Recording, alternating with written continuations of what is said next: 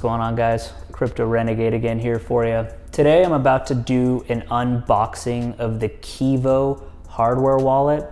Now, just to touch on a few key points before we dive into the actual unboxing and what my first impressions of the device are, I do want to point out that this is a premium hardware wallet. So the price is typically higher than most other hardware wallets that you will come across, but it does have the features that will back it up. The second point I want to make is this is fundamentally different than some of the other hardware wallets in terms of its design, in terms of its security. And one of the key features that I'm going to point out as we talk about the unboxing is its ability to set up and be secure with multiple signatures and multiple authentication or multi-factor authentication, so that a recovery seed is not needed in order to keep this device secure, which is again very different and very big in terms of the way that they operate and the way that they handle the device. We're going to cover certain features such as the ability to have a second person that will allow you to give the device for inheritance purposes. And we're going to talk about some of those features right now, but I did want to point that out prior to diving in so that it makes a little more sense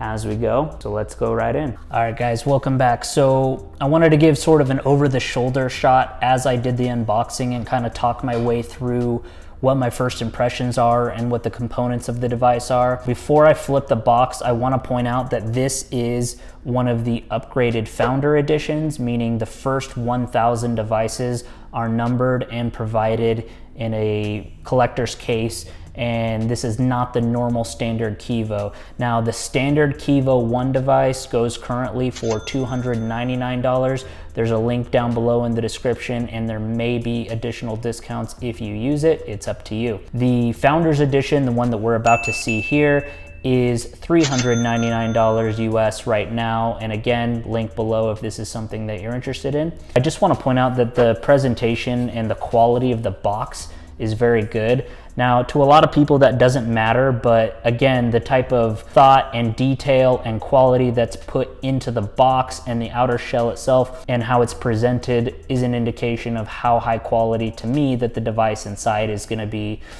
Just wanted to point that out, and in my experience with several hardware wallets that I personally use. As we pull this off here, it looks like it has a very interesting sort of case. This appears to be the collector's edition case. I'm gonna peel off some of the plastic here.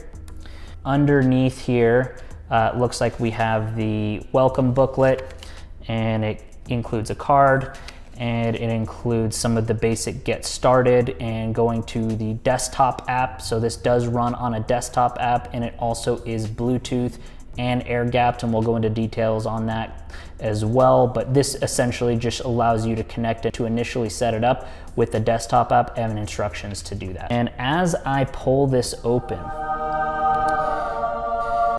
wow. Very high quality device, very nice padding. As you can see here, this is Keevo Model 1, 363 out of 1,000. Very excellent. Now what we have here is a 2.8-inch LCD display, and on the left here we have a thumbprint authentication or a biometric authentication sensor.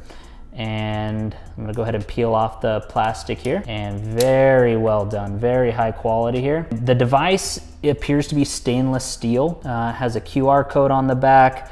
It's very thin, and it has a USB-C adapter, it looks like right here. And on here is where the what's known as carbon key is, and I'll explain that in just a second. But looking at the device by itself, it feels very durable, very high quality. And as you can see, it's powering on, and it's asking me to connect in order to charge the device and to initialize it. So I'll do that in a follow-up video. And I'll also be doing some comparisons with this wallet versus some of the other hardware wallets that I use on a regular basis. So I'm gonna set that down for a second. Looking at this right here, underneath, they have the carbon key. So the carbon key is a detached or air-gapped device that stores one of the secure element chips. This device is supported by a dual architecture system. So it has security element chips and MCUs on both the carbon key, which is fully magnetized, as you can see here, as well as the device itself. And the way that this is done is that the private keys are not actually stored on either the carbon key or the device itself. The way that it's done is every time a transaction is initiated, it creates a private key by itself. So that's very unique and a very interesting way about doing this. But one of the other things that I really wanted to point out about this device before I jump into the rest of the unbox is that this is inherently built in with multiple factors and multiple authentication or multiple signatures in order to authorize or sign a transaction. Now there's 4 different authentication methods that you need in order to authorize the device, and you need 3 out of those 4 in order to sign a transaction. Number 1 is the device itself. So again, when you're dealing with a hardware wallet device, the device itself obviously is an important factor, and keeping it secure inherently of itself is important. The second thing that is considered here is the PIN code. Now, we don't see that here, obviously, is my first time unboxing it, but the PIN code is 4 to 8 digits that you set yourself, and obviously you or anyone that you tell are the only people that know that. The third factor is your thumbprint. Now, again, if you decide you want to share this device with a loved one, or if you want to pass it along to someone, if you were to pass away, and we'll touch on that in a second, then that is the third factor or the third authentication. And then the fourth authentication here is the carbon key. And again, this is the replacement to the recovery seed backup, where you typically see 12 to 24 words on the device. So I just wanted to point that out, that this right here is essentially your recovery seed backup, and it's required in order to sign and authenticate. Now again, if the carbon key itself is not here, you can still sign a transaction without it. However, this is sort of your backup to the device. If you lose the device or break the device, but you still have your carbon key, you'll still be okay, and you will be able to restore your funds in the event of a catastrophe. Now, another element that I wanted to talk about before I finish unboxing is that they have a industry first inheritance system that they've teamed up with Iron Mountain. And the way that this works is there's a service that's optional that allows you to send off this carbon key and send it to be held in a custodian service, where it will be locked away in a very secure vault. And you can leave not only the carbon key, but you can also leave your other information, such as your PIN, and you can pre-program multiple thumbprints, etc., on the device itself, and you can allocate that to someone to take over your crypto if you were to pass away. And that's an optional service, and I'll go more into depth in that in a future video.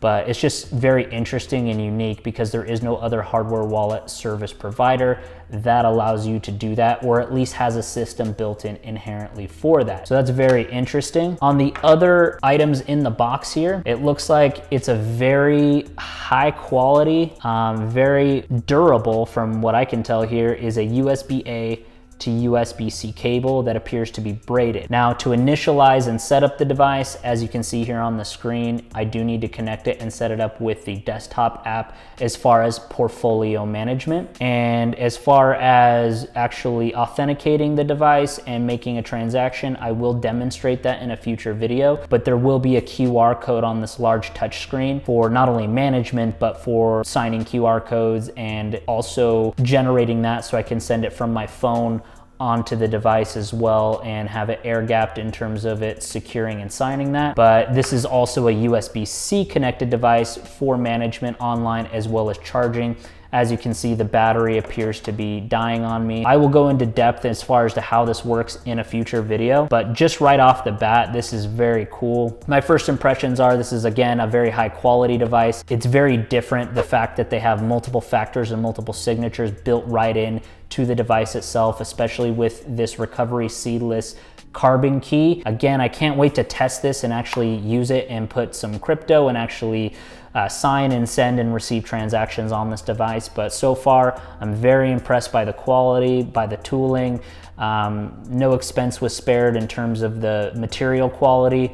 The screen is supposed to be a full touch screen, and I will be testing that and utilizing that in the future as well as the thumbprint authenticator, which will allow you to have multiple people's thumbprints on there. And one of the last things that I do want to talk about here, or at least cover obviously, is going to be the coin support. Now I want to preface this saying that with most new hardware wallet devices, that coin support at launch is limited because they want to get the device out there, they want to work out any sort of bugs, and then they typically add new features like new coins, staking support, and so on. To that end, I want to clarify that this device currently, as of shooting this video and as of launch, only supports Bitcoin, Bitcoin Cash, Bitcoin SV, and Ethereum. Now, I need clarification whether or not that includes all ERC20 tokens, but according to the website and the information that I have offhand,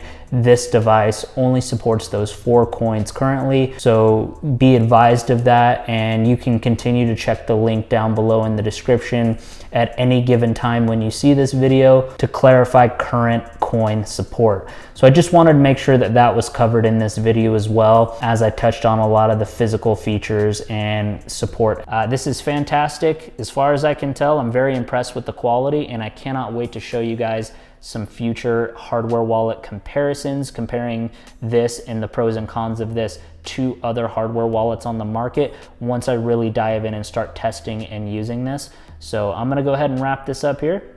Crypto Renegade out.